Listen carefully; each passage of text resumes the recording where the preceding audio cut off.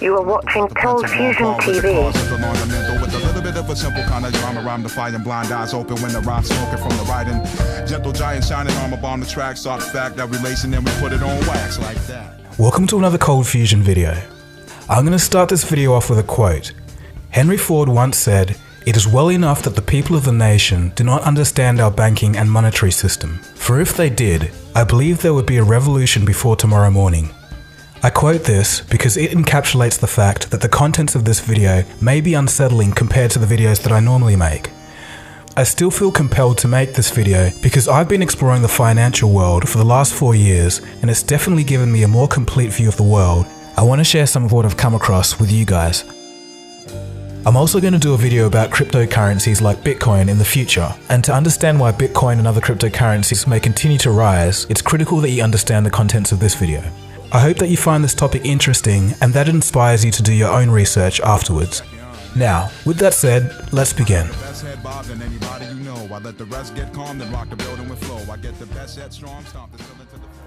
So who controls all of our money? It's a simple question. We all know that you and I don't control it, our employees don't control it, the companies that they work for don't control it. So who does? Where does it even come from in the first place? I'll give you a hint. Money does not come from the government. It's a seemingly obvious question that's never asked or taught in schools for some reason. Unfortunately, most people's lives are basically dedicated to money. It's all people ever worry about or talk about. We go to school to learn basically how to go to university, to learn the skills to get a good job so that we can trade hours of our lives, all for this thing called money. So why wouldn't you want to know where money comes from and who issues it? Today, in this very special video, you're about to find out the answer to the question of who controls all of our money. People today can tell something isn't quite right with our financial system, but they just can't put their finger on it. Some people think it's the failure of government, others think that it's the failure of capitalism itself. This video should clarify a few things.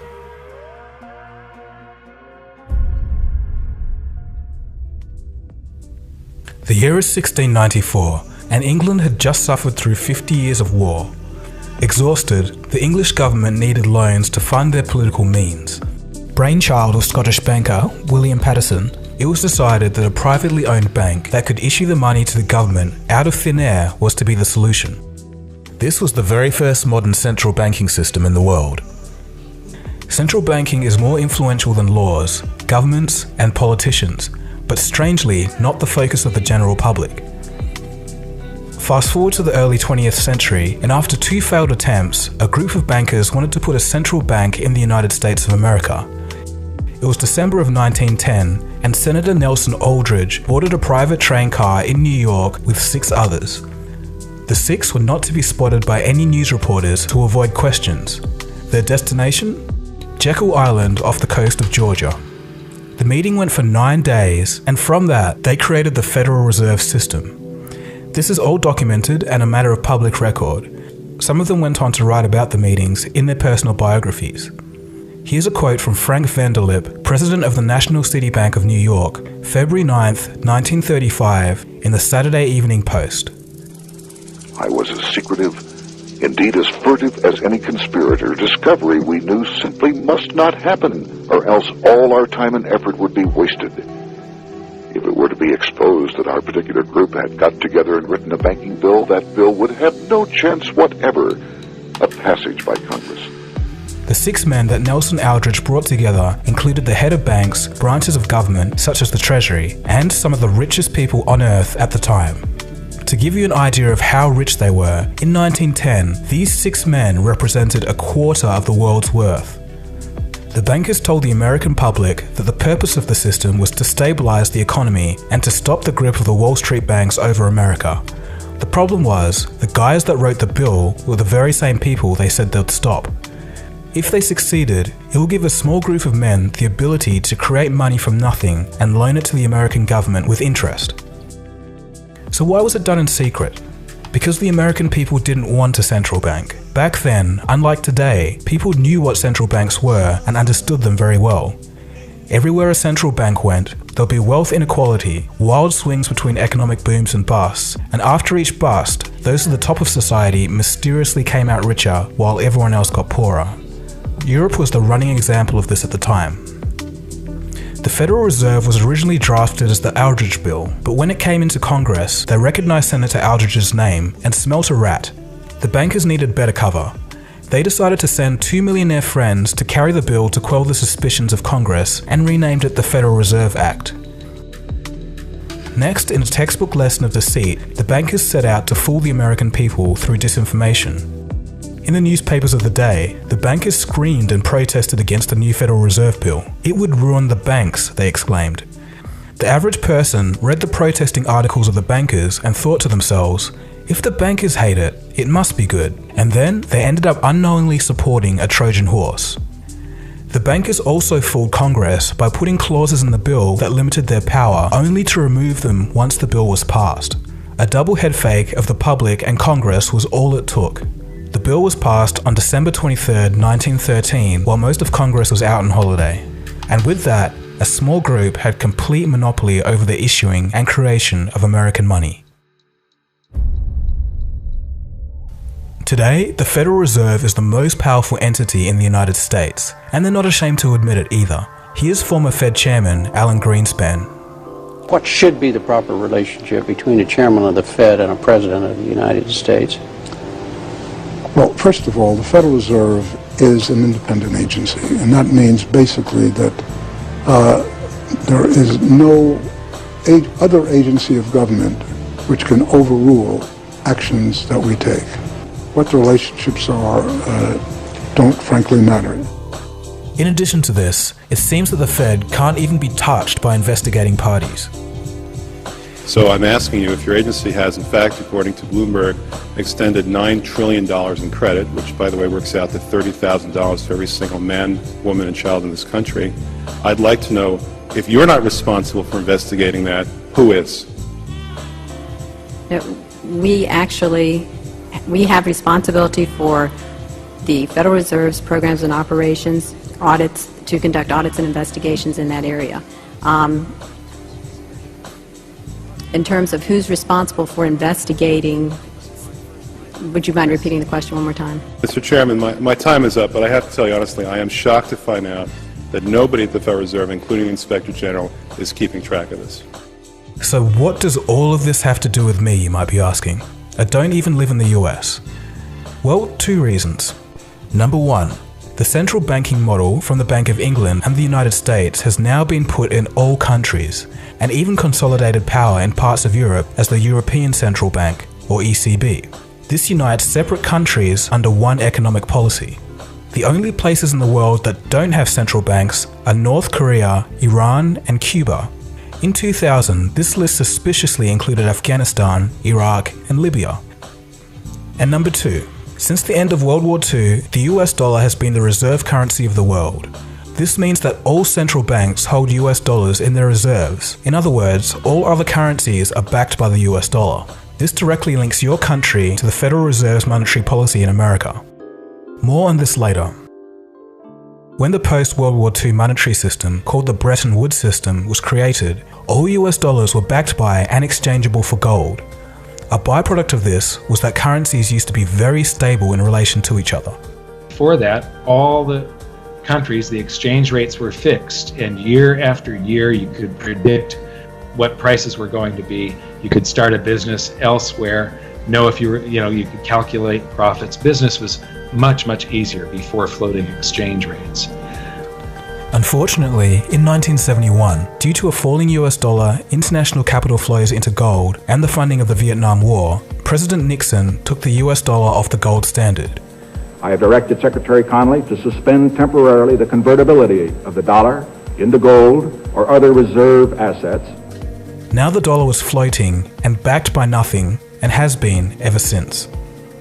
Okay, so let's think a little. If the US dollar is backed by nothing, but the world's reserves are backed by the US dollar, intrinsically, since 1971, doesn't this mean that all currencies are now backed by nothing tangible, only trust in the American government?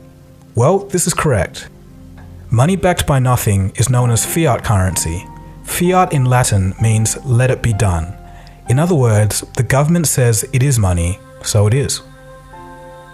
A consequence to having money backed by nothing is that whenever the Federal Reserve creates money, it dilutes the currency supply of all other nations because their reserves are backed by the US dollar. All countries' reserves are worth less each time money is created. In the past few years, the Federal Reserve has printed trillions of dollars, and countries like Russia and China have noticed this. As a reaction to the money printing, these countries have been selling US dollar reserves and buying gold over the same period. But wait a second. Some of you clever thinkers out there may have asked yourself, if every currency on Earth is backed by nothing, how am I able to pay for things? Well, as it turns out, the whole economic system today is running because it's backed by faith. Faith that you can exchange your unit of currency for goods or services. In a way, part of that faith comes from the fact that not many people actually know where money comes from. We're about to find that out in this video. A central bank is essentially the entity that manages a nation's money supply, and it can loan money to the government with interest. In the United States and most other countries, it works like this. When the government needs more money than they receive from taxes, they ask the Treasury Department for money. The Treasury then receives an IOU or bond from the government. The Treasury, through the banks, gives this IOU to the Federal Reserve. The Fed then writes a check for this IOU and hands it to the banks. At this exchange at the banks, money is created and it can be used to pay government bills. So hang on, where does the Fed get the money to be able to write this check?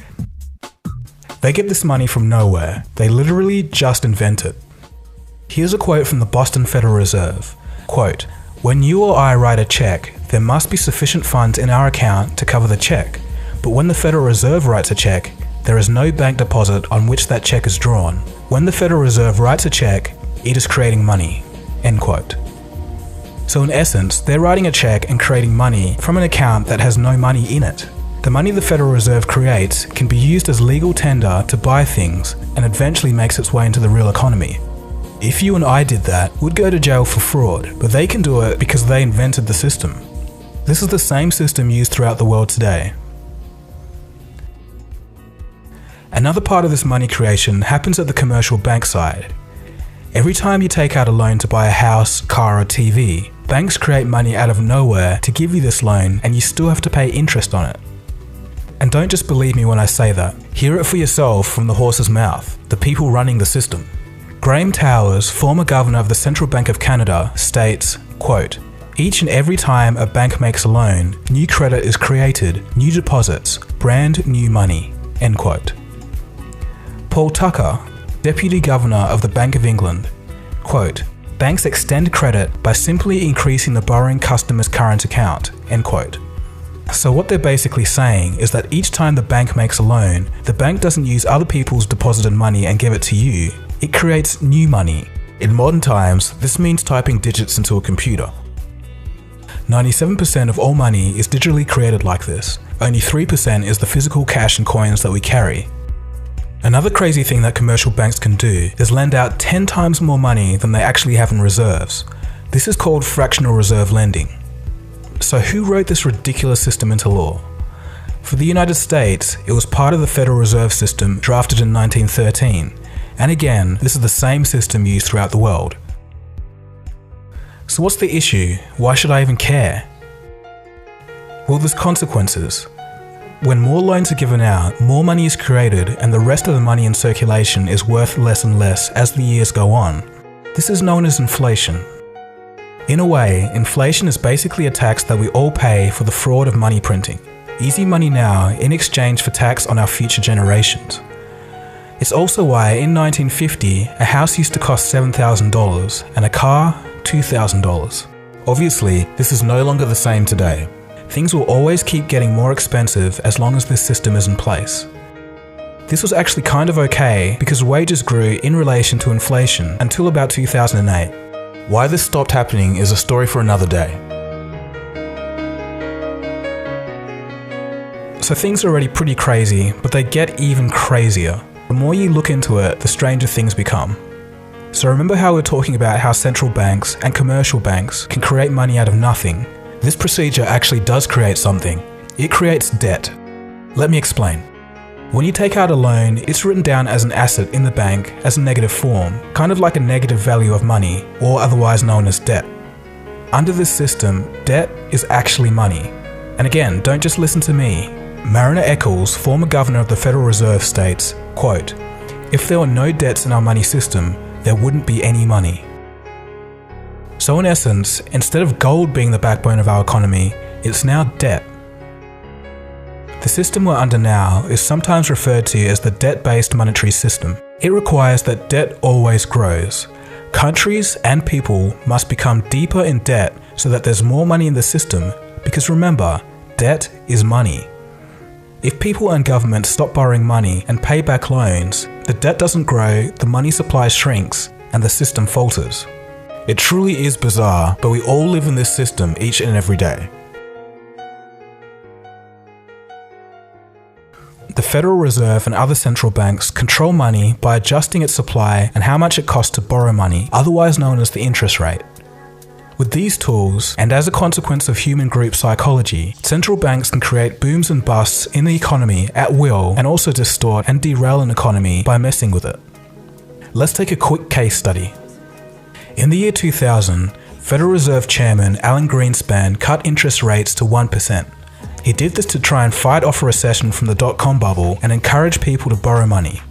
When interest rates are low, if you're borrowing money, you save a whole lot on repaying mortgages. Since a 1% interest rate hadn't been seen at the time since the 1950s, it was a pretty good deal.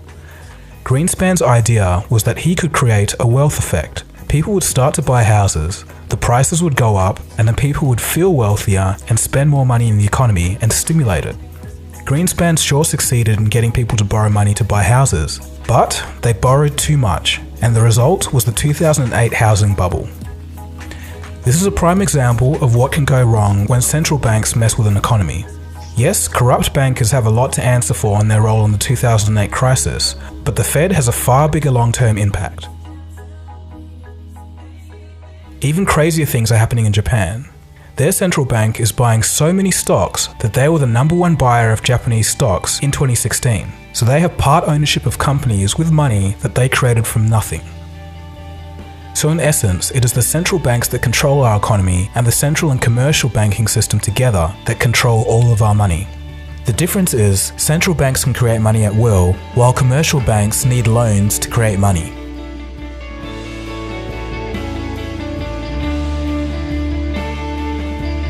To give you an idea of people's views of central banking when people actually knew what central banks were, here's a couple of examples. In 1881, then President of the United States, James Garfield, states, quote, "Whoever controls the volume of money in any country is absolute master of all industry and commerce, and when you realize that the entire system is very easily controlled one way or another by a few powerful men at the top, you will not have to be told how periods of inflation and depression originate." End quote. Benjamin Franklin in his autobiography stated that the prime reason for the American War of Independence was a battle over who actually controlled and issued the money of the new colonies. Moving on to more modern times, Nobel Prize-winning economist Milton Friedman states, quote, "The Federal Reserve definitely caused the Great Depression by contracting the amount of currency in circulation by 1/3 from 1929 to 1933, end quote. So with all of this being said, some would argue that central banks are not inherently a bad thing. They just need to be part of the government and not privately owned. The government should be able to issue its own money for the benefit of the people and shouldn't have to pay a massive interest on its own debt. This was tried at least once in the United States by President Lincoln, who stated this, "The government should create, issue, and circulate all the currency and credit needed to satisfy the spending power of the government and the buying power of consumers. By the adoption of these principles, the taxpayers will be saved immense sums of interest. Money will cease to be master and become the servant of humanity." Abraham Lincoln then issued his own government money. It was called the greenback. No further comments on that story. So I think we'll end the video there. There's so much more that I could cover about what central banking decisions led to what revolutions around the world. Pretty much when you look at it, all revolutions and all wars, when you dig through everything, it all boils down to money. I could also have talked about the new global movement of those who are rejecting the debt-based economic system. people are starting to move their currency into gold, silver and cryptocurrencies, like Bitcoin. So there is a light at the end of the tunnel, but that's a whole nother story for another day.